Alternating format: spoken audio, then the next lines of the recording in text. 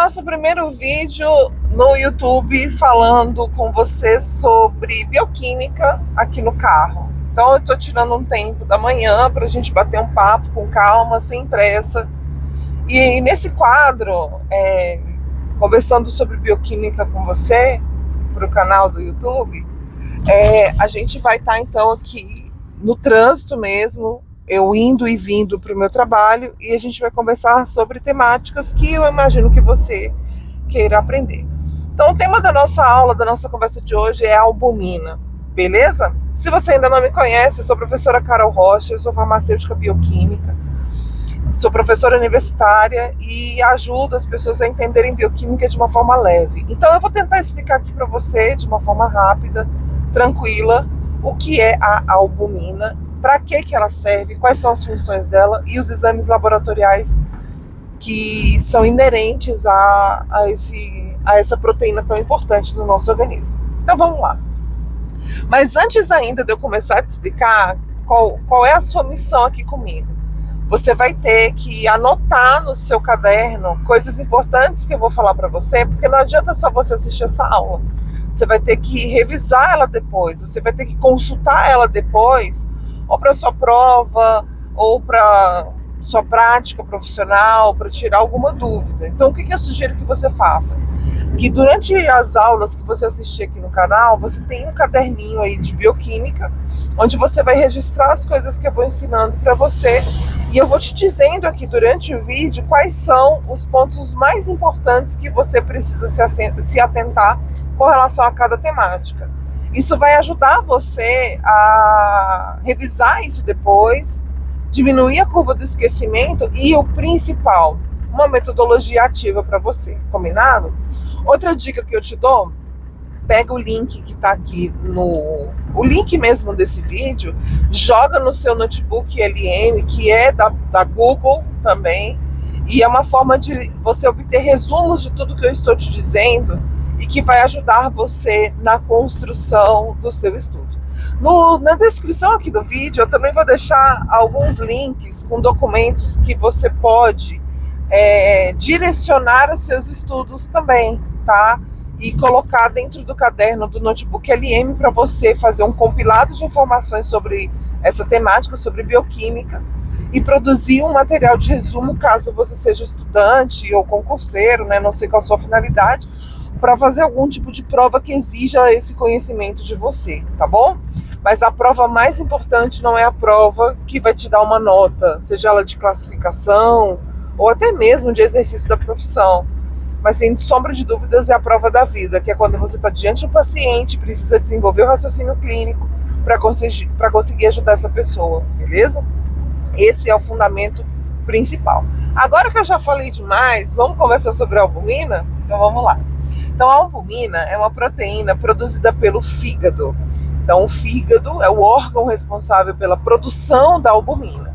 Quando eu falo isso, algumas coisas têm que vir na sua mente imediatamente. Ah, beleza.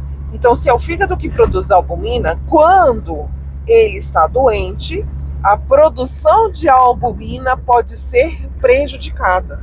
Combinado? Então, quando você pensar nisso, e aqui eu já estou te ensinando a como desenvolver o raciocínio clínico, e é por isso que é importante entender de fisiologia, porque quando você percebe uma albumina diminuída, significa que pode ser algumas causas. Uma das causas mais comuns é a desnutrição, ou problemas intestinais.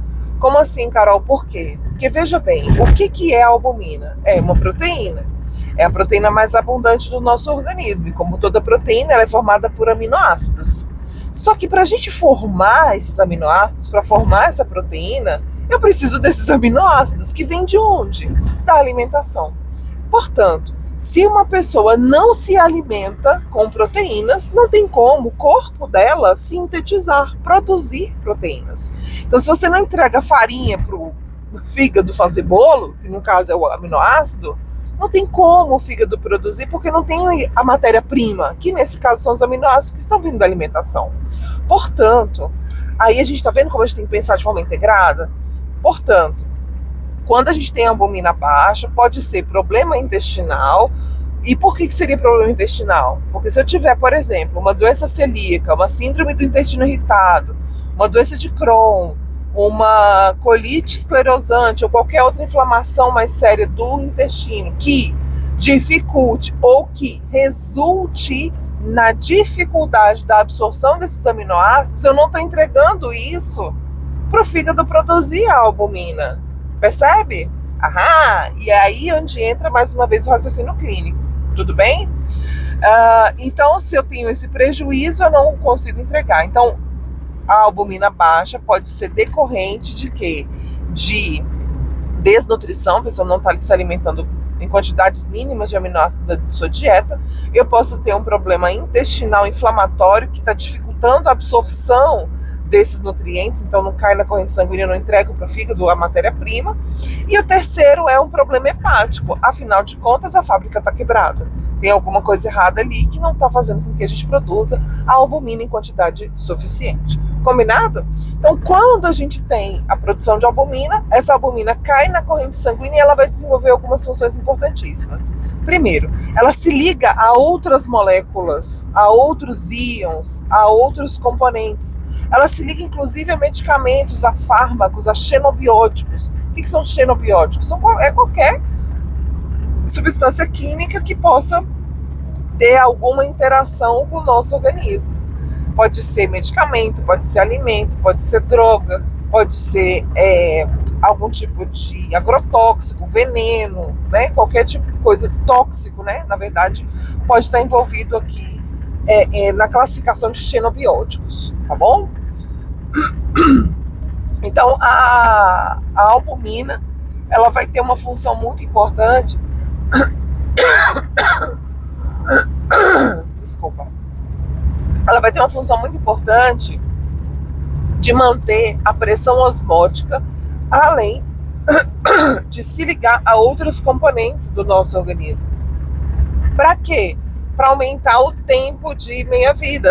Ora, se eu tenho uma proteína que se liga a um hormônio, por exemplo, que se liga a uma outra substância da gente, ela não vai conseguir interagir com o nosso organismo. Ou ainda não consegue ser metabolizada para ser excretado. A moto passou, né? Os problemas de gravar vídeo aqui no carro são esses BOs aí. Então, onde eu tava? Sim, da questão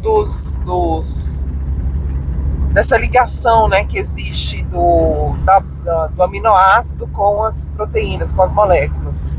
Então, quando existe essa ligação, quando a albumina se liga a algum produto químico, alguma substância química que está circulando na nossa corrente sanguínea, a gente dificulta a metabolização desse produto químico, dessa substância, porque ela está ligada à albumina. Outra coisa que também vai impactar é na metabolização. Eu não consigo nem metabolizar, porque enquanto essa droga estiver ligada à albumina, não tem como ela interagir com o nosso organismo e também não tem como ela se desligar para ir para o fígado ou para algum outro órgão metabolizador, que a maioria das vezes é o próprio fígado mesmo, para transformar numa substância para poder ser excretada ou pelas fezes ou pela urina, geralmente. Então a gente aumenta o tempo de meia-vida, o tempo de circulação dessa substância no nosso organismo.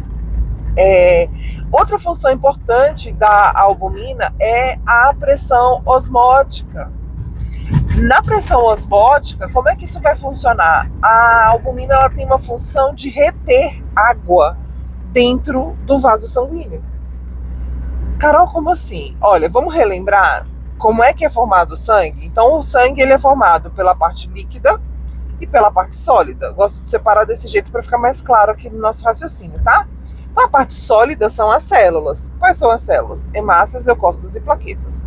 E a parte líquida? 96% é água. O restante são proteínas, íons, vitaminas, minerais e etc, tá? Só que como é que 90% dessa água vai ficar dentro do vaso sanguíneo? Como é que essa água não extravasa para fora do vaso sanguíneo? A resposta está justamente na albumina, na glicose e no sódio, que são solutos. Aí eu falei soluto, aí eu tô te remetendo à questão de química, né? Quando você aprendeu misturas lá no ensino fundamental. A gente tem o soluto e o solvente. O que é o soluto? É a parte sólida, né? É aquilo que eu vou misturar no solvente, que é aquela parte líquida que vai dissolver, que vai homogeneizar, né? Vai gerar aqui pra gente a mistura. Então, a albumina, o sódio, a glicose são os nossos principais solventes da homeostase do nosso sangue. São eles que vão manter a água presa dentro do vaso sanguíneo. E se eu tenho uma diminuição da albumina, o que vai acontecer? Essa água não consegue ficar presa dentro do vaso sanguíneo. Essa água, ela extravasa pelos capilares e entra no interstício. Ou seja, ela vai para os tecidos, vai para os vasos linfáticos. Então, essa água escapa, causando edema daquele paciente. Tá certo? Então, muitas das vezes a gente pede, né, os médicos pedem a análise de albumina na corrente sanguínea, justamente para ver como é que a influência dessa albumina na ligação, por exemplo, de medicamentos, quando a pessoa faz uso de muitos fármacos diferentes, né? Mas também é usado para a gente entender um pouco da homeostase daquele paciente, né? Principalmente a atividade osmótica, esse equilíbrio osmótico entre eles. Tudo bem? Vou colocar aqui para você na descrição do vídeo também os valores de referência de proteínas totais, albumina e globulinas. E aí a gente pode falar numa próxima aula no meu estúdio como é que a gente pode interpretar a eletroforese de proteínas, que é para a gente entender a alfa-proteína, beta-1, beta-2 e gama-globulinas e como é que essa salada mista aí de proteínas para a gente conseguir entender o nosso organismo e a distribuição e a importância dessas proteínas no nosso organismo. Beleza? Então, encerramos, porque eu já estou chegando no meu destino e eu já dei a minha aulinha aqui para você agora no YouTube. Espero que você goste. Não deixe de curtir, inscreva-se no canal, liga o sininho para que todas as vezes que eu estiver aqui no trânsito, você consiga assistir as minhas aulas junto comigo. Beleza? Super beijo para você, bons estudos. E não esqueça de revisar essa aula depois para você se dar bem nas suas provas, tá bom? Beijinho.